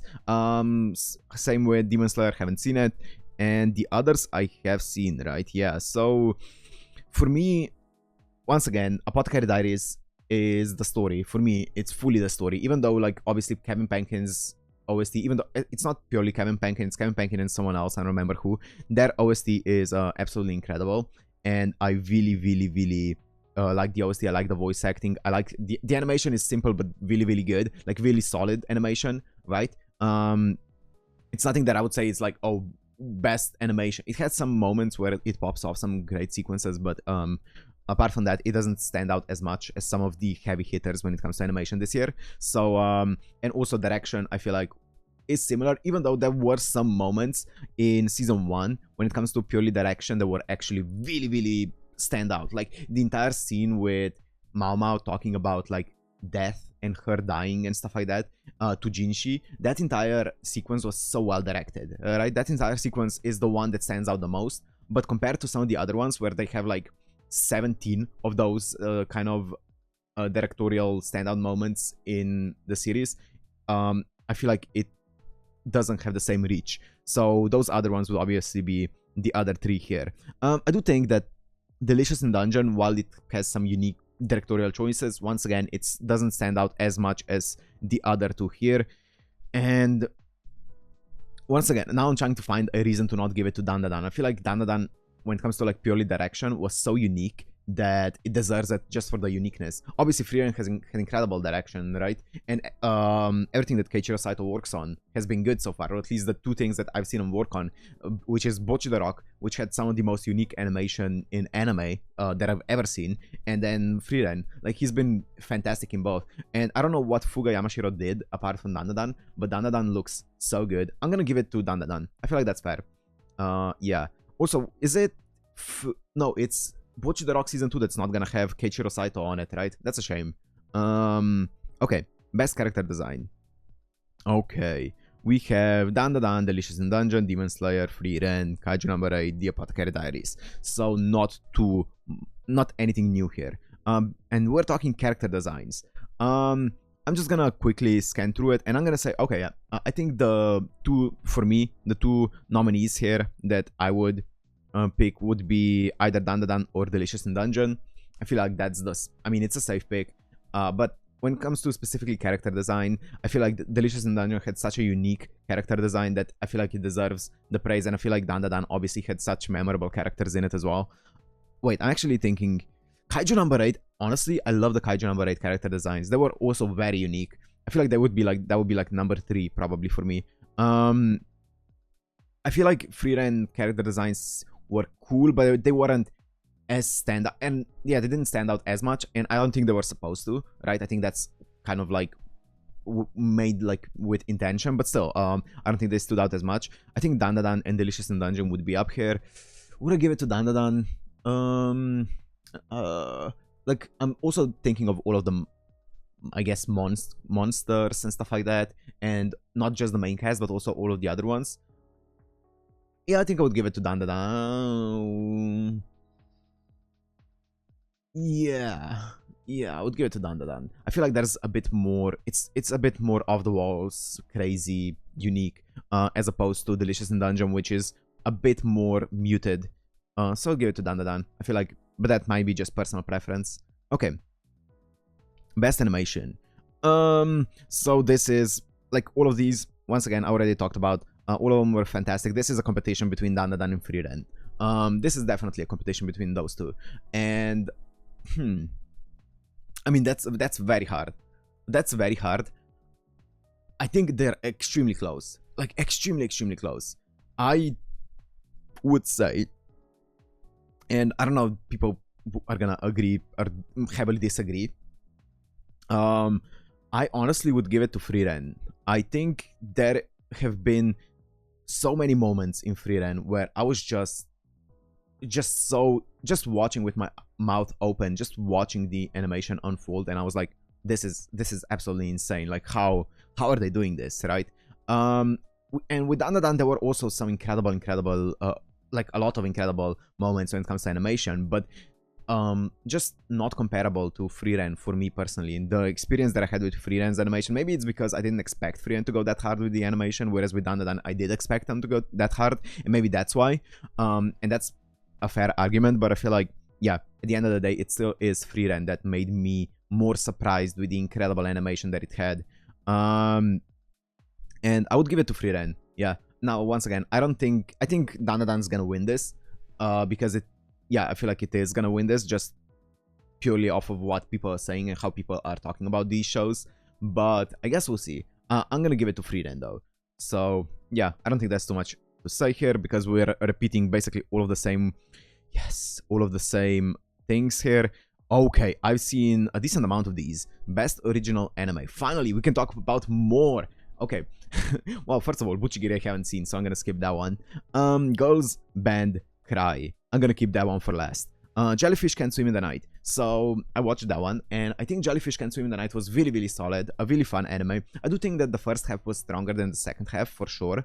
I think after the entire scene at the end of, was it episode 5? I think so. After that scene, it kind of went in a direction that I wasn't a huge fan of, but I get why they were doing it. It's not like it didn't go from like a 9 to a 6 or something. It didn't go that far down. It went from like a strong 8 or a 9 maybe to a like 8.3 or 8.2, you know? So it was still really, really strong. I still enjoyed it a lot. I would all around I would get like an 8.5, very solid anime. The relationships were really fun. At the end of the day, it was just a coming of age story. And the Mother's Day episode was fantastic. Probably my favorite episode in the show. So it was really good. Also, the songs were great. Ria Takahashi is great in whatever she does. So, yeah. And Dogo Kobo did a fantastic job with the animation. So, yeah. Metallic Rouge. The Bones original anime that came out for their, like, anniversary or something, right? I watched Metallic Rouge. And as I talked about earlier with the opening and ending, I think Metallic Rouge opening and ending are absolutely incredible. I also think if you have seen Lazarus, or at least episode 1 of Lazarus that's currently airing, it's kind of has like a similar vibe to it. Obviously less funky and jazzy and more like grungy and steampunky or sci-fi, actually more so cyberpunky, I would say. But it was still fun. The aesthetic was really, really cool. The animation, some of the animation was really good. Some of it was a bit janky at times. Also the story, there were points of the story where I was like, okay, this is getting really interesting, and there were points in the story when I was like, what's happening? And I think it definitely didn't set up the world up really well. It just dropped you into this world and then was like, you know what, let's just see what happens. And sometimes that works, but a lot of the time it can go very wrong, and here I don't think it worked very well because you were just sitting there watching and you're like, I don't get what's happening and I'm not invested because you didn't set anything up for me. So I think the story was definitely the weakest part of it. Some of the animation went hard, like the relationship between the main two girls was great. And yeah, that's about all I can say about it. Ninja Kamui I haven't seen, and then Train to the End of the World. Oh baby, what a ride that was. So I think with Train to the End of the World, that was a weird journey, right? It was fun, but it was very weird. I do think that the best episode of this anime was episode 1, which feels bad to say because I don't think that the rest of it was like bad. It was very weird but very fun. There were some other really cool episodes, like the one with the mushrooms. That one was really, really cool. I really liked that one. It was actually really creepy. It didn't go in a direction that I was hoping it would go. I thought it was gonna go in a bit more of a cohesive story with the entire, you know, animals going feral and stuff like that. That was the thing that to me was the most interesting part of the show. It didn't really go into that too much though, which is a shame. But I mean, at the end of the day, it just felt like a bunch of weird ideas being thrown into one anime and just being kind of like, they didn't really care about what sticks and what doesn't. It was just fun. Honestly, I enjoyed it. It was a fun anime. It didn't live up to what I was hoping it was gonna be after episode 1, but it was still very fun. So yeah, I would give it that. Now, Girls Band Cry. Let me talk about Girls Band Cry. Yeah, Girls Band Cry is incredible. Absolutely incredible. I love love the story of Girls Band Cry. It is a coming of age story, of course, as most band anime are. It's a coming of age story, and I think Nina is one of the best main characters that I've seen in a long time. They're all just, I like how they're all just girls dealing with all of their own problems. And you know, you see some of them grow, you see some of the problems still, you know, pertain, and it's just really fun watching them stumble. And that sounds bad, but like watching them stumble, watching them argue, watching them, you know, deal with their inner issues and stuff like that. It's just such a fun anime, and some of the relationship growing between the girls is really fun. Obviously, I know that there are like a lot of people who like are like heavy on like the shipping culture of this. I don't really care about shipping culture, I don't really like it, so I am not participating in it. But I feel like it's just a really fun anime with incredible music. I think, was it Asian Kung Fu Generation that, or like someone from Asian Kung Fu Generation helped write? No, that was for Bocce the Rock, wasn't it? Yeah, that was Bocce the Rock, never mind. But yeah, no, Girls Band Cry music goes so hard. Every single song is incredible.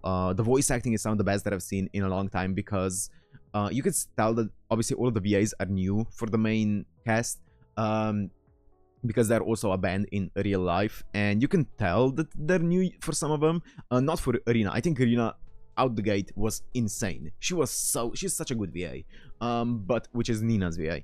Subaru's VA, for example, you can tell at the beginning she stands out a bit, because you can tell that she is a bit awkward on like the voice acting side of things, but the more episodes that you watch, the more she actually gets into character, the more that she actually improves in like real time as you're watching, and it's so satisfying to watch. I love that. I absolutely loved watching Subaru's VA's growth, right? And yeah, I think it was just an incredible anime. The animation is incredible, like incredible. Holy fuck, it's so good. I know it's CG animation and stuff like that, but when it comes to CG animation, this is up there with the best, apart from Studio Orange, which is like 7 levels above it, above like every other CG animation. But yeah, Girls Band Cry is incredible. I did a reaction to it, obviously, but if you don't know, it got blocked on YouTube, so it's fully on Patreon right now, because it's Toei animation and stuff like that. So yeah, Girls Band Cry definitely deserves to, I mean, it is definitely my best original anime of the year for sure, and it's not even close. So it was incredible. Wait, there's no Love Live Superstar Season 3? I just realized there's no Love Live Superstar Season 3 when it comes to best original anime. Whoa, wait a minute, because that would be definitely my second place. That's sad. That's actually sad. That would definitely be my second place. Love Live Superstar Season 3 was really good. I really enjoyed it. At first I was worried, like at first I was like really hyped up because of what they did with the plot, and I was like, oh, this is gonna be so sick if they actually commit to this plot. I'm not gonna spoil what it is, but I love the direction of like the first episode and like where it seemed to be going, and then I got a bit worried because it seemed like, oh, they're not gonna go in the direction that I wanted them to go. And then when something actually happened in that direction that I didn't want them to go, I was like, the way that they did it was actually so cool, and I really like it. And season 3 ended in a great way. It was just an incredible anime. Like season 3 of Love Live Superstar is probably my favorite season of Superstar. It's very close to season 1. I think season 2 is slightly weaker. I think a lot of people like really hate on season 2. I personally loved season 2. I do think that compared to season 1 and season 3, it's ever so slightly weaker, but not like evidently, not like very, like a lot weaker at all. So yeah, I would say that Girls Band Cry is my favorite original anime this year, and Superstar would be my second favorite. It's a shame that it's not up here, but I mean, at the end of the day, it's a season 3 of like the 4th iteration of Love Live, so it's kind of getting to the point where it's kind of far removed from anything mainstream. Okay, best new series. I mean, we already talked about all of these. What the fuck do you mean best new series? What's this? What is this? Brother. Guys, come on, man. This is such a bad award, bad category. What's my favorite out of these ones? Probably Frieren. I would give it to Frieren, probably. I mean, Danadan's gonna win it, but I'm gonna give it to Frieren. Next. Best continuing series. Okay, finally something else that I can talk about. Already can't talk about Bleach, can't talk about Demon Slayer, My Hero I haven't seen, One Piece, I already said I haven't seen. Spy Family, haven't seen. So I can talk about Oshi No Ko Season 2, which is also going to be my winner because it's the only one out of these ones that I've seen. Okay, Oshi No Ko Season 2, I would say, is even stronger than the first season. I absolutely love this first season. And I think... I don't know a lot of people like say, oh, Season 2 is just infinitely better than Season 1. I still think that Season 1, Episode 6 of Season 1 is still the best single episode, like normal length episode of Oshi No Ko. Like in all of the episodes combined, I don't think there was a single episode in Season 2 that would be like just one individual episode that would stand out as much as Episode 6 of Season 1 did. That one episode was insane. I do think that there is an episode of anime that I recently watched that is as good, or that reaches that same caliber, maybe even higher, that I'm gonna talk about later.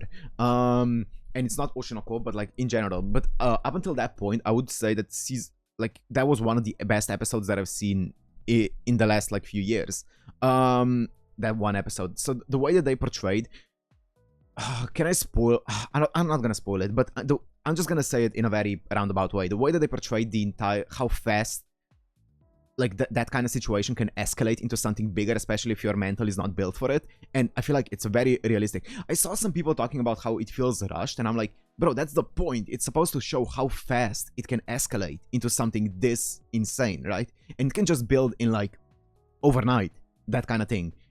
The internet is so fast to dissect someone and throw them away as soon as they're done with them, right? And I feel like that was the entire point of the episode. We're supposed to feel extremely fast because it is. That's how it is. And I do think that Season 2 has a better story overall. And I do think that some of the reveals and some of the developments in Season 2 were insane. But it definitely felt like all of them were like all of the episodes were like building into one another. Meanwhile, Episode 6 was just an insane one-off episode, I guess, kind of. Even though obviously that also built in into the other things, but still. Yeah, Oshi No Ko Season 2, incredible. I can't wait for the next one. Okay, Film of the Year. I think I only watched one of them.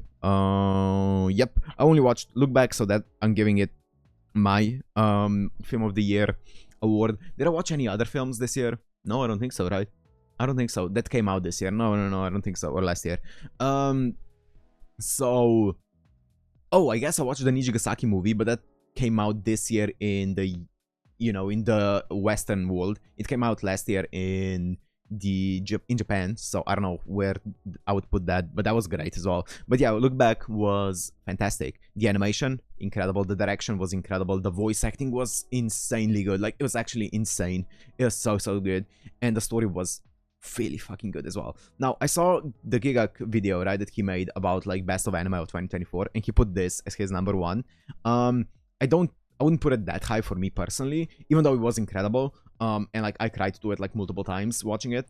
I just don't think I connect as personally to this kind of story because I'm not a creative person. So I feel like this is one of those stories that if you are really a creative person and like resonate with a creative process like this, then you would probably resonate heavily with it.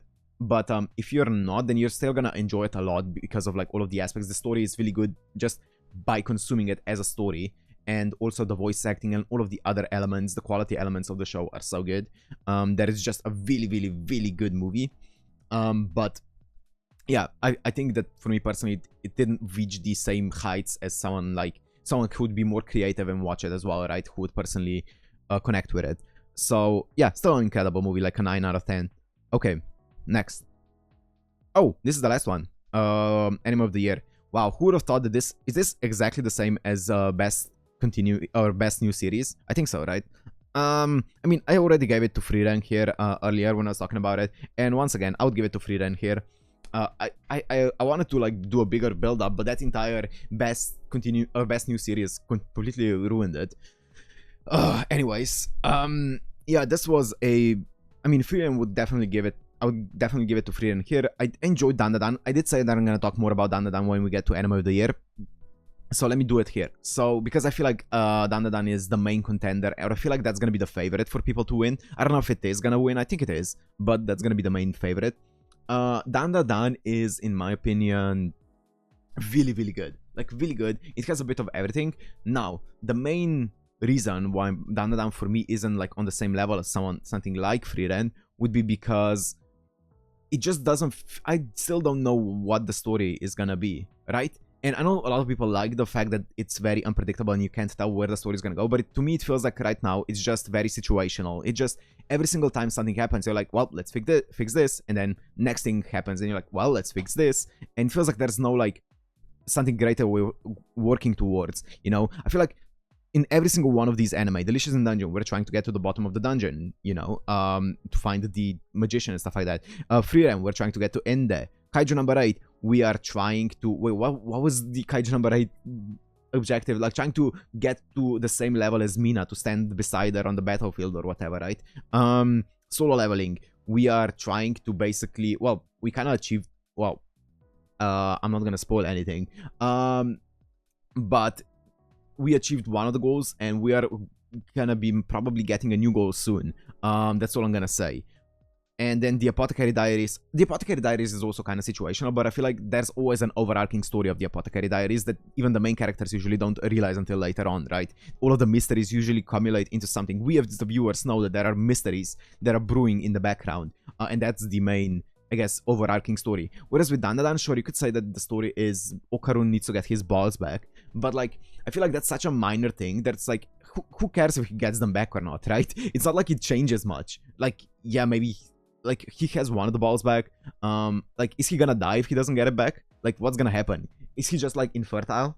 I know with Momo, there is a cool goal that she has. Like, she talked about, you know, something to do with her powers and stuff like that, which I really like. I like that thing that she has, like, an actual goal that she's working towards in the series. With Okarun, I just don't know what the story is. It feels like, oh, there's a new monster, let's go defeat it. Oh, there's a new monster, let's go defeat it. It kind of feels like Monster of the Week format, which is fine. Especially for an anime that's like as like wacky as Dandadan, it's fine. But I do hope to see more of the story. Also, like, some of the rom-com moments were my favorite parts, because that felt like, oh, we're actually progressing some kind of like bigger story here, right? The relationship is progressing and stuff like that, and I really appreciated that. But apart from that, I just don't know where the story is, like, what's the story of Dandadan, right? So I want to see that before I didn't get invested in the story, I guess. There was nothing that made me go like, oh, I need to know what happens here. I need to know what happens here, right? It was just like, oh, I wonder what's gonna be the next thing, wacky thing that they're gonna tackle next week, right? So that's why, for me, Dandadan isn't on the same level as some of the other ones. Hopefully, next season gets a bit more of the story and, like, actually adds a bit more depth to the entire world and story and stuff like that of Dandadan. I don't know, maybe you guys disagree. That's fine. But that's how I feel about Dandadan. I don't want to make it sound like I don't like Dandadan. I absolutely love Dandadan. It's just not something that I'm very invested in, because it just feels like, oh, let's see what incredible animation we're gonna see this week, you know? So yeah, that's my take on Dandadan. But now let me talk about what my anime of the year would be. So first of all, let me say, up until very recently, it was Girls Band Cry. And there was nothing that really challenged that for me personally. There were actually, I mean, that's not fair. I feel like not Delicious in Dungeon, sorry. I feel like Dangers in My Heart were up there as well. Like, actually, very close. But for me, it would still be Girls Band Cry. And then recently, I watched the Demon's Destruction. I watched 8 episodes still, up until this point. I think 8 or 9 episodes. I think it's 8 episodes that I watched on the plane. And just purely off of those 8 episodes, even if I stop watching right now, I would give that anime of the year. I would give that anime of the year. And I know that's like probably unfair to say. That's unfair to say because I haven't finished it and stuff like that. I don't really care. Those 8 episodes were enough to convince me. Even if it gets really a lot worse from here on out. Those 8 episodes, especially there was one episode. I'm not gonna say the episode number because I don't want to spoil people or give like expectations to people. But there was one episode that I think is. I talked about like episode 6 of Oshi No Ko earlier, and I said that up until recently it was one of the best episodes that I've seen. That's the reason why it's no longer one of the best episodes that I've seen in a long time is because I think there's an episode of Demons, the Demons that actually is even better than that. And I was bawling my eyes out on the plane. I had to pause the episode so many times to just turn away from the person next to me and just cry into the window, and then resume the episode, and then 3 minutes later stop it again to cry again. There were also so many parts in the one episode where I had to pause it and go like, I had to legit like take a breath, take a breather, breathe in, breathe out, and then resume the episode. Such a fantastic series, such a fantastic episode, that one specifically. And the voice acting, Lila Sikura and Ano did such a fantastic job as the main two girls. I don't know, I never in a million years actually would have guessed that those were their voices. Like, it's actually Lila Sikura and Ano who are voicing the main girls, and also obviously singing the opening and the ending. That's insane. Like, it's so much fun, and the animation is great. The character designs are so wacky but so good. There's people outside. Okay. Yeah, so it's so wacky. It's so good. Please watch it if you haven't already. The reason I'm not doing reactions to it is because I needed an anime to watch on the plane, and I never got any recommendations for that Demon's Destruction. So I was like, you know what, might as well watch it on my own. And also from what I've seen from other reactors, it doesn't seem to get any numbers. So on like YouTube and stuff like that, which means there's not as much of an interest in it. So I was like, you know what, I'm gonna watch it on my own time. And I'm glad I'm watching it on my own time, because it gives me, it's a different experience, and I feel like this is one of those anime that benefits from like a very personal experience. So yeah, it's a fantastic anime that I recommend everyone to watch. It's really good. So that's my anime of the year. But okay, I went through the entire Crunchyroll anime award list. I mean, I feel like the problem with Crunchyroll is there's so much overlap between all of the awards, right? It kind of gets boring. Like, anime of the year and best new series are completely the same. Is that really fair? I feel like that's such a boring, I don't know, boring category. But anyways, it is what it is. We can't do much about it. So yeah, I mean, it's gonna be fun to see what's gonna win. I feel like it's mostly gonna be Dandadan and Frieren, and then some odd ones every now and again. So yeah, I guess it's gonna be pretty boring in my opinion, but we'll see what's gonna happen. I'm gonna probably do another video once the winners are announced and just talk about the winners. But we will see. Anyways, tell me what your guys' anime of the year is, or like for each award, even if you want to. And let me know if you disagree with like my takes on a bunch of stuff that I said right now. So I feel like you can. Obviously, I'm not gonna stop you from disagreeing with my opinions. Go for it. Rinse me. I don't really care. It's pure. All of the things that I said were purely obviously subjective. So let me know what your guys' opinions are. So anyways, I'm gonna end it here. Hope you guys enjoyed. If you did, make sure to like and subscribe, and I'll see you in the next one. Peace.